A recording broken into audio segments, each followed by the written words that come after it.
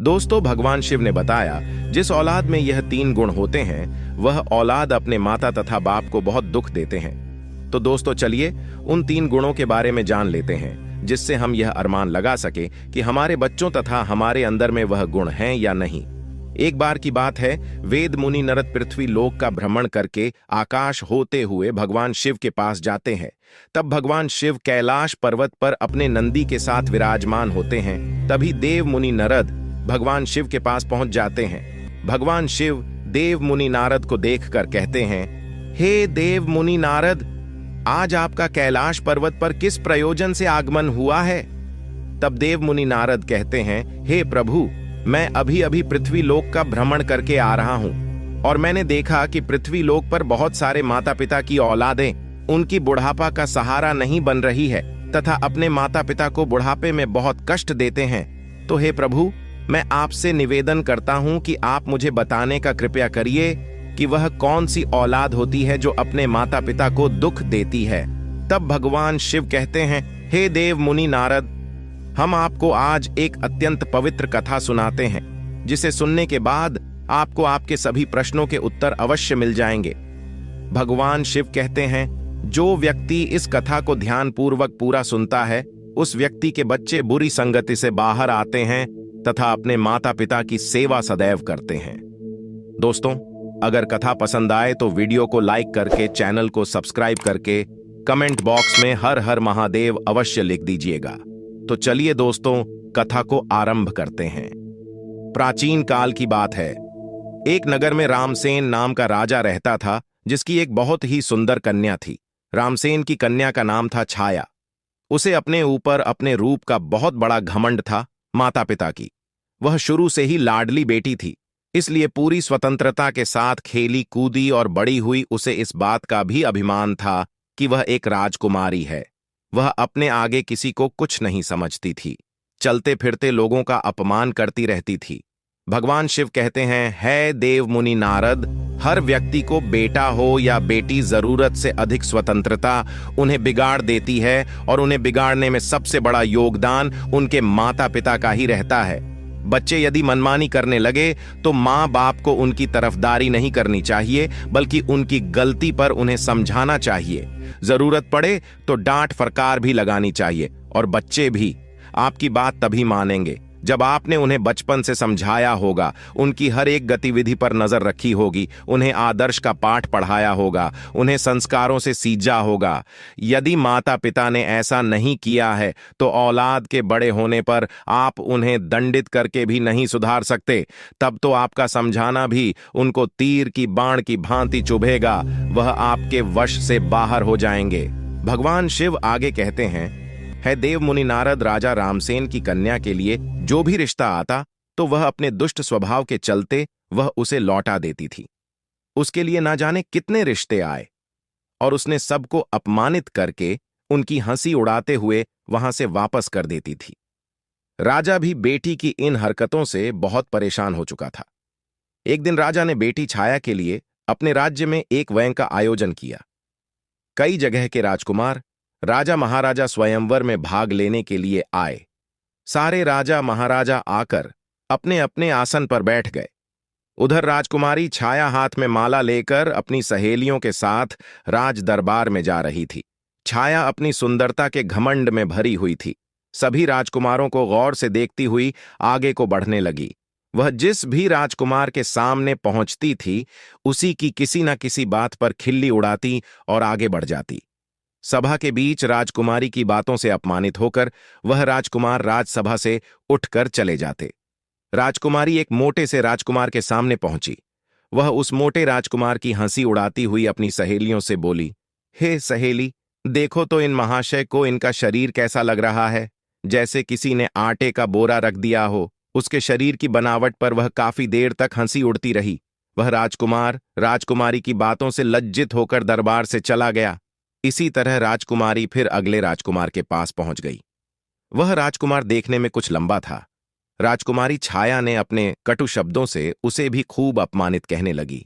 देखो सहेली, यह तो कोई खंबा मालूम पड़ता है, इसे तो किसी चौराहे पर खड़ा करके इसके ऊपर मशाल लानी चाहिए। राजकुमारी के अब शब्दों से पीड़ित होकर वह भी मुंह बनाता हुआ वहां से चला गया। एक राजकुमार की तो काफी बड़ी दाढ़ी थी। उसे देखकर राजकुमारी ठहाके भार कर हंसती हुई बोली, अरे सहेली, हमारे पिता ने तो स्वयंवर में लंबी दाढ़ी वाले बकरों को भी बुला लिया है। इससे तो मेरी जूती भी विवाह ना करें। दोस्तों, राजकुमारी उसके रंग रूप और दाढ़ी की खूब खिल्ली उड़ाती रही, परंतु उस दाढ़ी वाले राजकुमार ने राजकुमारी के लज्जित करने पर तनिक भी बुरा नहीं माना, क्योंकि वह राजकुमारी को अपना दिल दे बैठा था। वह भी दरबार से उठकर चला गया। दोस्तों, अब तो एक एक करके राजकुमारी ने सारे राजकुमारों को बेइज्जत करके नापसंद कर दिया। यह बात छाया के पिता रामसेन को बहुत बुरी लगी। राजा साहब सोचने लगे, इस लड़की ने तो हमारे दरबार में आए हुए हमारे सारे मेहमानों को बेइज्जत किया है। इस लड़की को इसकी दुष्टता का दंड अवश्य मिलेगा। गुस्से में राजा ने भरे दरबार में यह घोषणा कर दी कि भाइयों, मैं अपनी बेटी की ऐसी हरकत के लिए आप सबसे क्षमा मांगता हूं, पर आज मैं सबके सामने यह घोषणा करता हूं कि इस कन्या का विवाह अब मैं किसी राजकुमार से न करके किसी भिखारी के साथ करूंगा, जो रोज भीख मांगकर ही अपना पेट पालता होगा, और उसके साथ रहकर यह भी भीख मांगकर खाएगी तो इसे अपनी करनी पर पछतावा जरूर होगा। राजा की ऐसी घोषणा सुनकर दरबार में बैठे सभी राजकुमारों ने राजा की बहुत प्रशंसा करी। सभी कहने लगे कि राजा साहब, ऐसी असभ्य असंस्कारी कन्या के साथ ऐसा ही होना चाहिए। इतना कहकर वह सब राजकुमार राजा के दरबार से चले गए। तभी वहां से एक भजन गाता हुआ भिखारी गुजरा। भिखारी की आवाज सुनकर राजा ने अपने नौकर को भेजकर उस भिखारी को अपने दरबार में बुला लिया। उस भिखारी की बहुत ही दयनीय दशा थी। मैले कुचले फटे पुराने वस्त्र पहने था, उसके हाथ में एक लठ थी, लंबी सी दाढ़ी थी। भिखारी राजा के सामने जाकर खड़ा हो गया और अपनी मधुर आवाज में कुछ गीत गुनगुनाने लगा। भिखारी का मधुर गीत सुनकर राजा बहुत प्रसन्न हुआ। प्रसन्न होकर राजा ने भिखारी से कहा, हम तुम्हें इनाम के रूप में मैं अपनी बेटी सौंप रहे हूं। आज से यह तुम्हारी पत्नी है। तुम इसे अपने साथ ले जाओ और जैसे भी रूखा सूखा बन पड़े स्वयं खाना और इसको भी खिलाना। दोस्तों, अपने पिता रामसेन का ऐसा कठोर निर्णय सुनकर छाया बहुत दुखी थी कि उसके पिता ने यह क्या कर डाला। पहले तो उसने भिखारी के साथ जाने से साफ इनकार किया, पर राजा का ऐसा ही आदेश था, इसीलिए उसे विवश होकर भिखारी के साथ जाना पड़ा। राजा ने कहा, बेटी, तुमने किसी राजघराने में जाने का अधिकार पूरी तरह से खो दिया है। अब से यह भिखारी ही तुम्हारा पति है। इसी के साथ तुम्हें अपना जीवन बिताना पड़ेगा। अगर तुमने इसे धोखा दिया या इसका साथ छोड़ा तो तुम्हें मृत्युदंड भी दिया जा सकता है। दोस्तों, राजा ने छाया का विवाह उस भिखारी से कराने के बाद उसे अपने घर से विदा कर दिया। छाया रोती चिल्लाती छाती पीटती हुई भिखारी के साथ चली गई। भिखारी उसे लेकर खुशी खुशी एक जंगल में लेकर चला गया। उसे जंगल में उसका एक अत्यंत सुंदर कुटिया थी।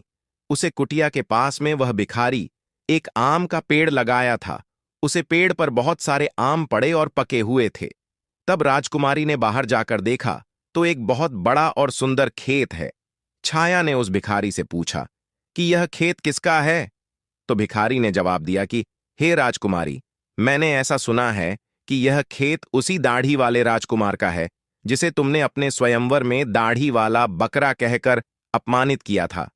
पर आपका दुर्भाग्य देखिए, और बदकिस्मती से मैं भी आपको उसी दाढ़ी वाले की तरह लंबी दाढ़ी वाला मिला हूं। अगर तुम उस दाढ़ी वाले से विवाह कर लेती तो आज इस खेत की तुम स्वयं मालकिन होती। पर अब पछताने से कोई फायदा नहीं है। अब तो तुम्हें मुझ जैसे भिखारी के साथ ही जिंदगी भर रहना है। दोस्तों, फिर कुछ दूर आगे चलने पर राजकुमारी छाया को सुंदर फल फूलों से लदा हुआ एक बाग दिखाई दिया। छाया ने कहा, थोड़ी देर इस बाग में ठहर कर विश्राम कर लेते हैं। यह बाग किसका है? बड़ा ही सुंदर है। भिखारी ने उत्तर दिया, राजकुमारी जी, यह बाग भी उसी दाढ़ी वाले बकरे का है जिसका तुमने अपमान किया था। इसलिए अति शीघ्र विश्राम करके यहां से निकल चलो, वरना वह दाढ़ी वाले राजकुमार को पता चल गया तो वह हमें अपमानित करके भगा देगा। सोचो, अगर तुम उससे विवाह कर लेती तो यह बाग भी तुम्हारा होता और मुझ भिखारी के साथ तुम्हें नहीं आना पड़ता, पर तुम्हारा घमंड ही तुम्हें यहां ले आया है। तब दोस्तों, भगवान शिव देव मुनि नारद से कहते हैं। इस प्रकार वह बातें करते हुए दोनों आगे को बढ़ते हुए चले गए।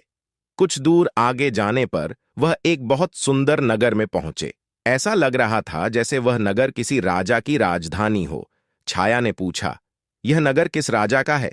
भिखारी ने उत्तर दिया है, हे प्रिय, यह नगर मेरी नजर से तो एक राजा का है, पर आपकी नजर से तो यह नगर उसी दाढ़ी वाले बकरे का है जिसे तुमने भरी सभा में बेइज्जत किया था। सोचो, अगर तुमने उससे शादी कर ली होती तो तुम इस नगर की रानी होती। हजारों दास दासियां तुम्हारी सेवा करती, पर तुमने अपने रूप की घमंड में आकर अपनी किस्मत फोड़ ली और मुझ भिखारी के साथ विवाह करके तुमने अपनी जिंदगी को दुखों में ढकेल दिया है। पर अब क्या हो सकता है, जो होना था सो हो गया। भिखारी की बात सुनकर राजकुमारी को बड़ा पश्चाताप होने लगा। कहने लगी, काश मैंने उसके साथ विवाह कर लिया होता।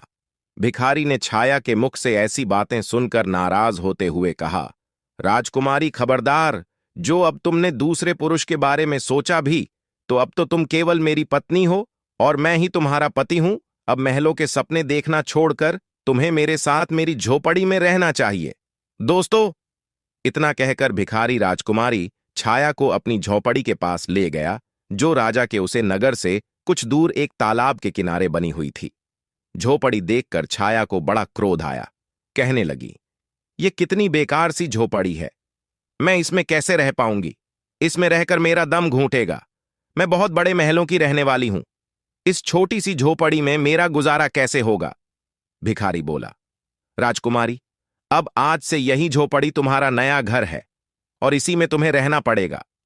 छाया ने पूछा कि यहां पर तुम्हारा कोई नौकर चाकर नहीं दिखाई दे रहा है? झोपड़ी की साफ सफाई कौन करेगा? भिखारी ने कहा, है राजकुमारी, यह तुम क्या कह रही हो? मैं कोई राजा नहीं हूं, न कोई राजा का बड़ा अधिकारी या कर्मचारी हूं जो मेरे पास नौकर चाकर होंगे। मैं तो खुद एक भिखारी हूं। मैं तो नौकरों से भी बहुत गया गुजरा हूं। झोपड़ी का सारा काम अब तुम्हें और मुझे ही करना है। चलो, अब तुम पहले झोपड़ी की साफ सफाई करो, फिर मेरे लिए खाना बनाओ। मुझे बहुत भूख लगी है, चलते चलते मैं थक चुका हूं। तब भगवान शिवदेव मुनि नारद से कहते हैं, छाया को भोजन बनाना तो आता ही नहीं था, इसीलिए भिखारी और राजकुमारी ने मिलकर उल्टा सीधा खाना बनाया और खाकर दोनों सो गए। दूसरे दिन भिखारी ने राजकुमार को जगाया और घर का सारा काम करने को कहा। राजकुमारी पूरे दिन काम करती रही और भिखारी की डांट फटकार सुनती रही। 2-4 दिन इसी तरह बीत गए। घर में जो कुछ खाने को था वह भी खत्म हो गया।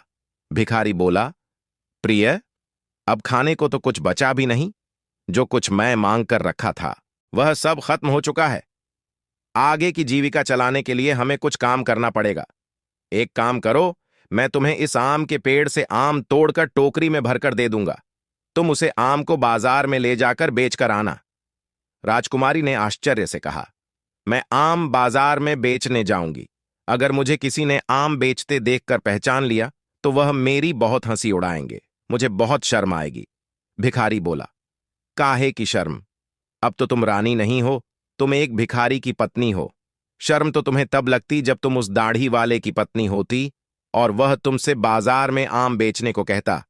अब अगर शर्म ही आती है तो फिर भूख ही मरो दोस्तों। मजबूर होकर राजकुमारी बाजार में आम बेचने चली गई। एक सड़क किनारे आम रखकर बैठ जाती है और दिन भर आम बेचती रहती है। धीरे धीरे उसके आम खूब बिकने लगा। एक दिन की बात है, जब राजकुमारी छाया सड़क पर बैठी आम बेच रही थी, तभी वहां पर एक राजा का मंत्री आता है और उसने लात मारकर उसके सारे आम इधर उधर फैला देता है और बोलता है, खबरदार, जो रास्ता घेर कर आम लगाए तो उसके बहुत सारे आम फूट गए थे और उसका बहुत नुकसान हो गया था। राजकुमारी को बड़ा दुख हुआ। उसने सारी बात झोपड़ी में आकर भिखारी को बताई कि आज एक राजा के सिपाही ने उसके आम पर लात मारकर फोड़ डाले। भिखारी ने कहा, तुम बिल्कुल पागल हो। अगर तुम बीच रास्ता घेर कर दुकान लगाओगी तो सिपाही तो आम फोड़ेगा ही। तुम्हारी वजह से राहगीरों को वहां से निकलने में तकलीफ हो रही होगी।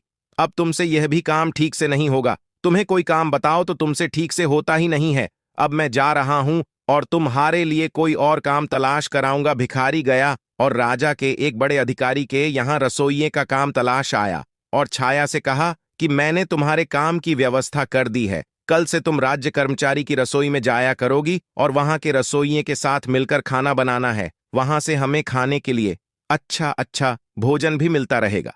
दोस्तों, भगवान शिव देव मुनि नारद से कहते हैं, इस प्रकार वह घमंडी राजकुमारी रसोइये की मददगार बनके काम करने लगी। वह सुबह से शाम तक रसोइयों के साथ मिलकर काम करती और रात को बचा हुआ खाना अपने घर ले आती। इस तरह दोनों की जिंदगी अब कुछ सुकून से कटने लगी। एक दिन की बात है, छाया रसोई में काम कर रही थी, तभी उसने खिड़की से झांक कर देखा तो वहां राजा के महल में कुछ उत्सव होने वाला था। पूरा राजमहल सजाया हुआ था, बड़े बड़े मेहमान आ रहे थे, नौकर चाकर उनका स्वागत कर रहे थे। महल में बड़ी धूमधाम थी। राजकुमारी वह सब देखकर अपनी किस्मत को कोस रही थी, अपनी किस्मत पर आंसू बहा रही थी और सोच रही थी कि काश मैं भी इतनी घमंडी नहीं होती तो मुझे यह दिन देखने को नहीं मिलता। वह वहां खड़ी खड़ी सोच रही थी, तभी वहां दो दासियां आती हैं और कुछ खाने का सामान उसकी टोकरी में रखकर चली जाती हैं। राजकुमारी टोकरी को लेकर अपने घर को लौटने लगी। अभी वह दरवाजे से निकली ही थी, तभी सामने से एक राजसी पोशाक पहने एक पुरुष ने आकर उसे रोक लिया। देखने में वह वहां का राजा महाराजा मालूम पड़ रहा था। राजकुमारी ने जब उसके चेहरे को देखा तो वह डर के मारे कांपने लगी, क्योंकि वह राजा वही दाढ़ी वाला था जिसको छाया ने अपने यहां दाढ़ी वाला बकरा कहकर अपमानित किया था।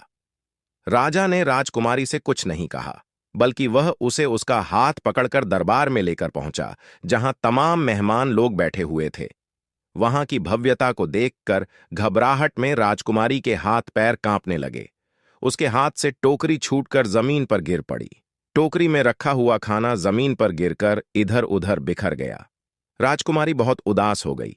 दरबार में बैठे हुए मेहमान यह देखकर जोर जोर से हंस पड़े।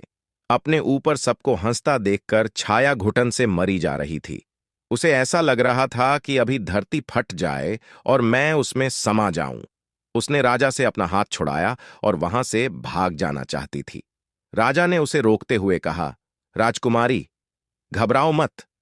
तुम्हारे साथ कोई अभद्रता का व्यवहार नहीं होगा, बल्कि तुम्हें मैं यहां सम्मानित करने के लिए लाया हूं। मैं वही तुम्हारा भिखारी पति हूं जो तुम्हारे साथ झोपड़ी में रहता था, और मैं वही सिपाही हूं जिसने तुम्हारे आम को फोड़े थे। मैं ही यहां का राजा हूं और वही दाढ़ी वाला बकरा हूं। मैंने तुम्हारे साथ भिखारी बनकर विवाह इसलिए किया था क्योंकि मैं तुम्हें चाहता था, और तुम्हारे पिता की प्रतिज्ञा को ध्यान में रखाते हुए मुझे भिखारी की वेशभूषा बनानी पड़ी। मैंने भिखारी बनकर तो तुमसे विवाह कर लिया। अब तुम्हारा घमंड भी नष्ट हो चुका है। इतने सारे मेहमान हमारे स्वागत में आए हैं, अब मैं तुमसे सम्मान पूर्वक विवाह करूंगा। फिर भगवान शिव देव मुनि नारद से कहते हैं। यह सुनकर राजकुमारी को बड़ी प्रसन्नता हुई। खुशी में उसकी आंखें आंसुओं से भर गईं। अब तो दासियां आई और उसे दुल्हन के नए जोड़े में सजाकर लाई। दरबार में छाया के माता पिता भी मौजूद थे। सबने राजकुमारी को खूब आशीर्वाद दिया और राजा के साथ समस्त मेहमान की उपस्थिति में उसका विवाह हुआ। उसका सारा गुरूर उतर चुका था, वह पूरी तरह से बदल चुकी थी। उसने जिंदगी जीने का तरीका सीख लिया था।